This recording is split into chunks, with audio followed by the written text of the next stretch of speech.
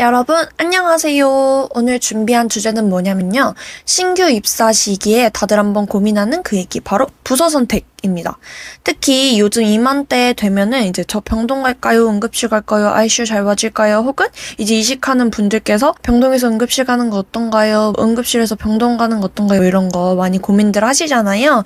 그래서 그것 때문에 제가 직접 병동이랑 응급실 둘 다 근무해본 경험을 바탕으로 먼저 병동에 대한 솔직하게 장점이랑 단점 털어놓으려고 합니다.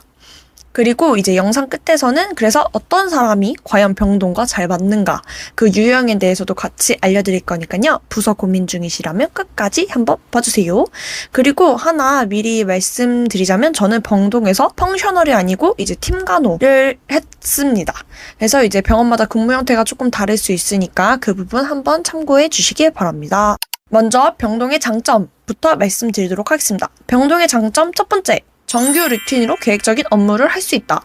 첫 번째 장점, 이거는 병동 근무 잘하면 아마 공감하실 것 같은데요. 이제 정규 루틴이 있어서 좀 계획적으로 일할 수 있다는 겁니다. 병동은 응급실이랑 다르게 정해진 시간에 이제 딱딱 해야 하는 업무들이 있어요. 그래서 근무 시작을 할 때 이미 머릿속에 오늘 하루의 대략적인 그림이 조금 그려지고 시작을 하거든요. 그래서 이거는 이 시간대까지 하고 이 시간은 이거 해야지 이렇게 계획을 세울 수 있어서 그거에 대해 움직일 수 있는 게 조금 장점이지 않을까 그런 생각을 했습니다. 뭐 예를 들면 저희 병원에서의 데이 근무를 이제 설명을 드리면은 8시 되면은 식후약을 이제 빠르게 챙기고 안티 돌리기 시작하고요. 그리고 이제 11시 되면 BST 확인하고 12시에 식후약 돌리고 뭐 14시엔 발타 체크하고 14시 30분쯤엔 내가 인계 정리 들어가야지 이렇게 조금 어느 정도 대략적으로 루틴 업무를 조금 생각할 수 있다는 게 있고요. 물론 그날 변수가 있죠. 뭐 응급 환자들이 생기기도 하고 그 와중에 또 추가 처방 엄청 나고 입원도 엄청 올라오고 하긴 하지만 이 큰 틀에서 이 루틴의 기준대로 움직이니까 뭐부터 해야 되지? 막 이러면서 우왕좌왕할 일이 상대적으로 적어서 저는 이 부분이 병동에서 하나의 큰 매력이지 않을까 이런 생각을 합니다. 병동의 장점 두 번째, 이거는 이제 라포가 쌓인 환자들과의 편안함이 있습니다. 두 번째 장점은 환자분들이랑 라포가 쌓이면은 일하기가 조금 편해져요. 저는 MBTI가 완전 E예요. 그래서 사람들이랑 대화하는 것 자체를 엄청 좋아하는 편인데 병동에 있다 보면은 이제 장기 입원하시는 환자분들이 계시잖아요. 그분이랑 매일 얼굴 보고 이런저런 대화 나누기도 하고 그러면 이제 자연스럽게 좀 친해지고 그런 게 좀 좋더라고요. 그래서 친해지고 나면 뭐가 좋냐. 당연히 바이탈 돌 때 조금 반갑기도 하고 환자분 어제는 뭐 이랬는데 오늘은 좀 어땠어요? 뭐 이런 스몰 토크도 조금 할 수 있고요. 그리고 가끔 가다가 이제 밥 못 먹고 막 이렇게 비실비실 거리고 그러면은 간식도 막 챙겨주시고 그래요. 그래가지고 밥 못 먹는 날이 있으면 환자분들이 이거라도 좀 먹어 이러면서 좀 드시면 너무너무 감사하고 또 그거에 대해서 저도 약간 마음이 따뜻해지는 그런 경험을 할 수가 있죠. 그래서 그런 거 자체가 조금 재미있는 순간이 되기도 했습니다. 그리고 실질적으로 라포가 조금 쌓인 환자분들은 저를 믿고서 협조를 잘 해주시니까 처치나 뭐 검사 설명할 때도 훨씬 수월하고 이제 서로 스트레스를 덜 받게 돼서 그것도 엄청 장점 중 하나입니다. 그리고 이제 세 번째, 주말에는 비교적으로 여유롭습니다. 세 번째 장점, 이거는 병동 근무자들의 운 좋은 아주 조금 소소한 행복이라고 할 수 있는데 바로 입원이 적은 토요일이랑 일요일에는 비교적으로 조금 여유롭다는 겁니다. 병동이 평소에는 진짜 입원 지옥이라는 말이 나올 정도로 정신없이 바쁘고 힘든데 근데 토요일 오전만 되면 상황이 조금 달라져요. 이 환자분들이 쭉 퇴원하시면서 재원 환자 수가 이제 확 줄게 되거든요. 그러면은 토요일날 이브닝 근무자는 이제 출근했을 때 재원 환자 수가 그래도 좀 빠져 있으니까 상대적으로 조금 심리적으로 여유로움이 생깁니다. 그리고 일요일은 이제 외래 진료가 마감이 되잖아요. 그래서 응급실을 통해서 들어오는 입원 아니고서는 신규 입원 자체가 거의 없어요. 그래서 평소보다는 조금 더 여유로운 마음가짐을 가지고 일하지 않나 이런 생각이 듭니다. 그래서 이제 파트장님도 이 시간대에는 인력을 이제 조금 빼는 경우가 있거든요. 그러면 내가 그날 근무자일 때는 조금 힘들긴 하지만 만약에 오프자로서 생각을 되면은 주말 오프를 받을 수 있는 경우가 한 가지라도 더 생기게 되니까 가족과 함께 할 수 있는 시간이 조금 더 늘겠죠? 그래서 이것도 하나의 큰 장점이라고 볼 수 있습니다.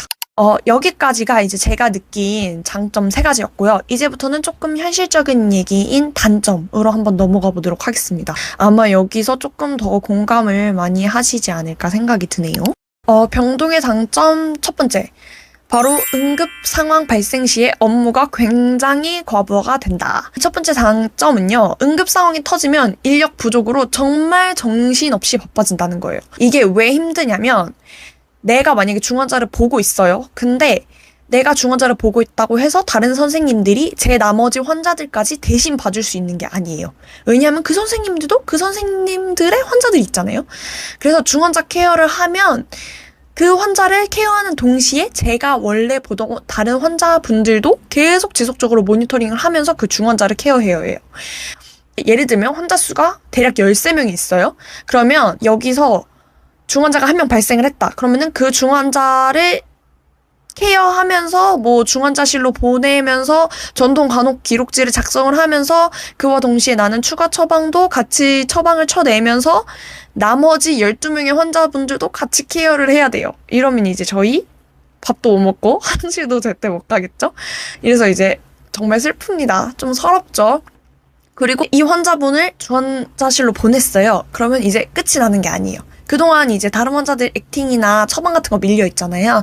그럼 이거 다 처리해야 해요. 그래서 내가 앞서 바쁘게 일해도 쉬지 못하고 그 다음 일들을 마저 해야 한다는 거. 이제 업무가 계속 있는 거죠. 업무가 근무 내내 계속 몰리게 되니까 그거에 대해서 좀 답답하고 신규로선 진짜 너무너무 버겁고 너무 힘들어요. 겪어보신 분들 아마 다 아시겠지만 진짜 이게 너무너무 큰 단점이 아닐까. 그래서 저의 생각은 간호사 1인당의 환자 수가 그래도 뭐 6명 정도 아니면 정말 안 돼도 8명 정도까지만 봐야 되지 않나 이런 생각이 정말 듭니다. 그리고 병동의 단점 두 번째.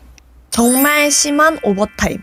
근데 이거는 확실히 병동 바이 병동에 따라 다르고요. 병원 바이 병원에 따라 다르니까 그 점 참고해 주시고 들어주세요. 두 번째 단점은 정규 시간 안에 처방 수행이랑 정리를 다 못하면 오버타임을 언제까지 할지 모릅니다. 제 거 다 할 때까지 못 가는 거예요. 그래서 제가 신규 때 좀 서러웠던 가장 기억에 남는 날이 있는데 이제 오전 6시에 출근을 해서 오후 8시에 퇴근을 했어요. 그러니까 14시간을 병원에 있었어요. 근데 점심도 못 먹고 저녁 못 먹었어요. 그리고 나서 퇴근을 하는데 진짜 눈물이 나더라고요. 약간 나 왜 이렇게 일하지? 와 동시에 나 왜 이렇게 일 못하지? 약간 자괴감이 들고 엄청 힘들었는데 이제 신규 때는 아무래도 업무 속도가 느리잖아요. 뭐 주사 잡는 거나 뭐 안티 다는 거, 뭐 스윙 믹스하는 거 이게 능숙해져야 되는 건데 이게 능숙해지기 전까지는 액팅 속도가 느릴 수밖에 없는 거잖아요. 그와 동시에 차팅도 익숙하지가 않으니까 시간이 더 걸려요. 그래서 일단 처방을 쳐내야 되니까 액팅 자체는 정규 시간 안에 끝냈어도 전산 업무 처리가 남아있잖아요. 그래서 그 전산 업무 처리를 하다 보면은 시간이 훌쩍 지나가 있고 그게 오버타임으로 이어지는 경우가 있어요. 근데 여기서 더 씁쓸하고 속상한 거는 이게 내가 느린 거니까 신규니까 내가 느린 거잖아. 이래서 오버타임 수당이 없었다는 거입니다. 그래서 이 부분은 아마 신규 선생님들이 많이 공감하시지 않을까 싶네요. 그래서 슬프네요. 네, 오버타임 수당 안 나오는 것도 슬펐습니다. 그리고 마지막으로 병동의 단점 세 번째는 환자, 보호자들 간의 라포가 깨졌을 때의 어려움입니다. 이제 세 번째 단점. 환자 보호자와 라포가 깨지면 그때부터는 일할 때 지옥이에요. 이제 의도치 않게 내가 원하지 않게 라포가 깨지는 경우가 있어요. 그러면은 환자분이나 보호자분이 의료진 자체를 신뢰하지 못하는 상황이 생기거든요. 제가 주사를 잡으려고 시도조차 안 했는데 아직 뭐 하지도 않았는데 그냥 다른 간호사 불러주시면 안 돼요? 왜 이렇게 하시는 경우가 있어요. 조금 서럽죠? 왜냐면 내가 실수하고 싶어서 경우가 절대 없어요. 그리고 주사 잡는 것도 저희는 한 번에 잡고 싶어요. 왜냐하면 이거를 못 잡으면 그 뒤로 딜레이 되는 게 많으니까 한 번에 정말 잡고 싶은데 환자분들도 이제 주사를 많이 맞고 하다 보면 이제 혈관 자체도 숨고 하고 잘 되던 분들도 안 되는 경우들이 있거든요. 근데 제가 아직 하지도 않았는데 그냥 다른 선생님 불러주세요. 이러면 이제 상처가 조금 되기도 하죠. 물론 환자분들 입장에서는 주사 많이 맞는 게 속상하시니까 그러실 수 있는데 일단 중요한 건 간호사는 절대 환자를 여러 번 찌르고 싶지 않다는 거. 이 점 그냥 환자분들이 계시면 알아주셨으면 좋겠고 그리고 검사를 설명할 때도 비협조적이시 않은 분들이 되게 많아요. 근데 이 검사 왜 하는데요? 아니 꼭 해야 돼요? 이런 식으로 얘기하시는 분들이 있는데 제가 이제 좋게 설명해드려도 나한테 라포가 이미 깨지는 환자분들은 그냥 되게 뭐든지 다 비협조적이죠. 그러면 이제 조금 힘들죠. 그런 경우에는 감정 소모가 엄청 커지잖아요. 그래서 내가 의도한 게 아니었던 만큼 좀 더 억울하고 좀 더 지치는 부분이 없지 않아 있다는 점 있습니다. 그래서 마지막으로 병동이 잘 맞는 유형이 어떤 사람인가? 이렇게 물어보신다면 저는 이렇게 생각해요. 약간 활발하고 계획적인 업무를 좋아하시는 분. 근데 이제 상대적으로 응급 상황이 덜 생기는 환경에서 일하고 싶으신 분. 이런 분들이 병동에 좀 잘 맞으실 것 같아요. 제가 재밌는 에피소드를 하나 말씀드리자면 제 친구가 있는데 제가 응급실에서 일한다고 하니까 친구가 실시간으로 상태 변화하는 환자분을 계속 봐야 되는 거예요. 자기는 그게 훨씬 스트레스일 것 같다고 하더라고요. 그러니까 그 친구는 병동에서의 환자는 그래도 내가 아침에 환자 랩 같은 거를 까보고 그리고 뭐 환자 바이탈을 보면 어느 정도 이 환자가 어떻게 상태가 변할 것이라는 걸 조금 예측할 수 있는데 응급실은 그냥 걸어 들어오시는 환자분이 갑자기 헤모글로빈 수치가 막 7, 6, 막 이러면 엄청 당황스럽잖아요.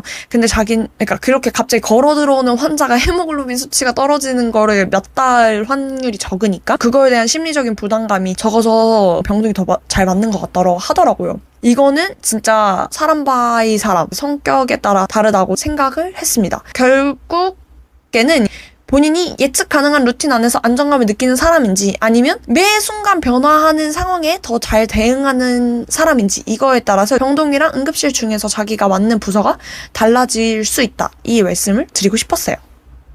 오늘 그래서 부서가 고민 중이신 이제 신규 선생님들이나 뭐 이직 고민 중이신 선생님들 계실 수 있잖아요. 그런 분들께 조금이나마 이제 도움이 됐으면 정말 좋겠고요.